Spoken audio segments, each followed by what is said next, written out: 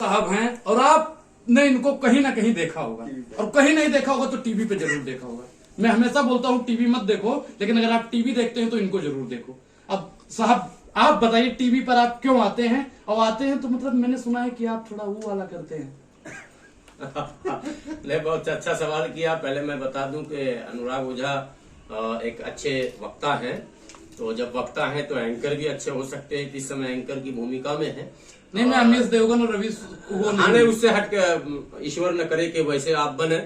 उनका कई नाम यहाँ हो गया, किसी का गुल्लू, किसी का उल्लू, तो वो मैं नहीं कहूंगा। कि मैं तो कामना करूंगा कि आपका भविष्य उज्जवल हो, लोग आपको अच्छे नामों से जाने और एक संस्कारी ब्राह्मण की भूमिका में आप आए, लोगों का नेतृत्व करें, ये मेरी कामना है। आपने प्रश्न किया था टीवी पर आप जाते हैं, पहले एक अपील आपने किया था कि इनको जरूर सुने। मुझे लगता है कि मेरे जो चाहने वाले हैं वो यही अपील करते हैं कि भाई इनको जरूर सुने।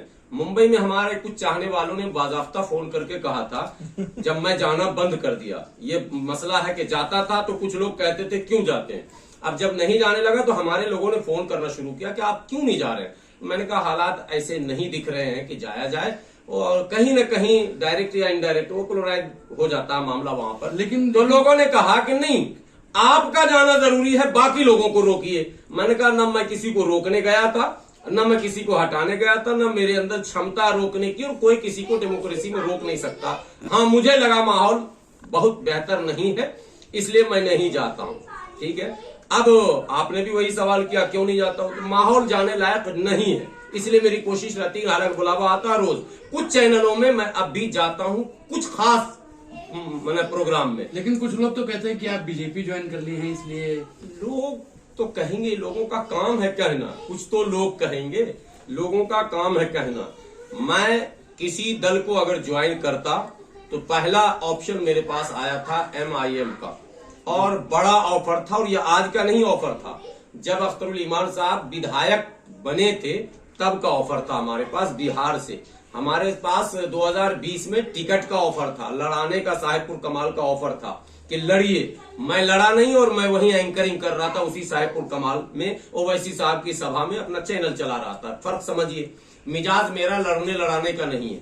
उसके बाद RJD में भी खूब मौका मुझे मिला है, लेकिन मेरे गुरु जो थे डॉक्टर एजाज अली, उन्होंने कहा कि दूर रहना इस परिवार से, ये इस्तेमाल करेगा और कुछ नहीं करेगा। मैं तो दिल्ली आके रहने लगा। दिल्ली में धरना, प्रदर्शन, आंदोलन, तमाम मुद्दों पर लड़ना, भिड़ना, चिल्लाना, चीखना, यही रहा है। और ये बात एक एडिशनल कहूं, आपने छेड़ा है, इसलिए टीवी पर जाने वाले जो होंगे वो बुरा माने या भला, जितने भी लोग जाते हैं मौलाना के नाम से, उनको सिर्फ टीवी पर आप देखोगे, उनको धरती पर जल्दी आप नहीं देखोगे, इल्ला माशाअल्लाह। उनको धरना, सुनिए, उनको जंतर मंतर, धरना, प्रदर्शन, कोई आंदोलन में जल्दी नहीं देखोगे आप।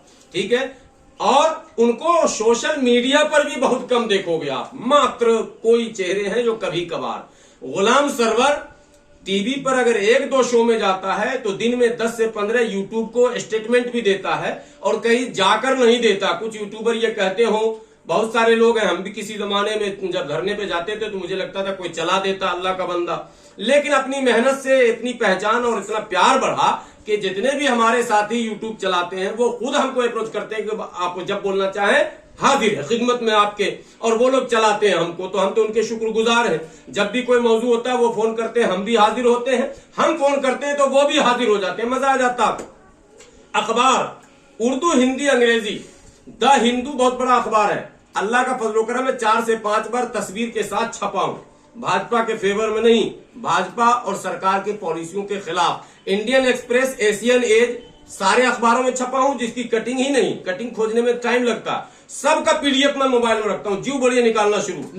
और उर्दू अखबारों में एक अब बड़ी बात बोलने जा रहा हूं, उर्दू अखबारों में अल्हम्दुलिल्लाह दिल्ली में जितनी बड़ी शख्सियतें मौजूद हैं, उन सबों में सबसे ज्यादा 2017, 18, 19, 20,